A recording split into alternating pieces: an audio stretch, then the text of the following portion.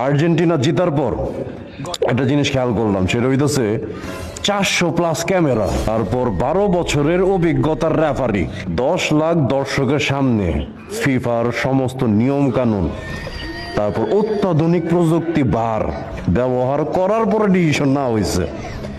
আর এদিকে হাজার হাজার কিলোমিটার দূরে বাংলাদেশের চায়ের দোকানে বসে বন্ধুর হট স্পট ব্যবহার করে খেলা দেখে কিছু স্বাস্থ্য ভাই, গ্রামের কিছু স্বাস্থ্য ভাই আর ঢাকার কিছু এক্স গ্রামের স্বাস্থ্য ভাই কইতাছে যে আর্জেন্টিনা টাকা দিয়ে রেফারি কিনা ফেলাইছে।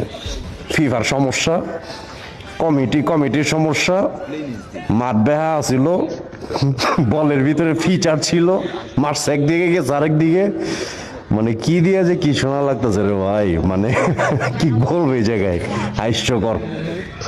হাস্যকর প্লাস গোষ্ঠী মারছে, দুইটাই একসাথে। হিংসায় জৈলাপুরা শেষ হয়ে যেতেছে, ডিপ্রেশনে চলে গেছে সবাই। ডিপ্রেশনে যে কি দিয়া যে কি কইতাছে, কি দিয়া যে কি বুঝানোর চেষ্টা করতেছে, এরা নিজের অবস্থা আছে না। তো এগুলো আসলে লজ্জাজনক এবং দুঃখজনক।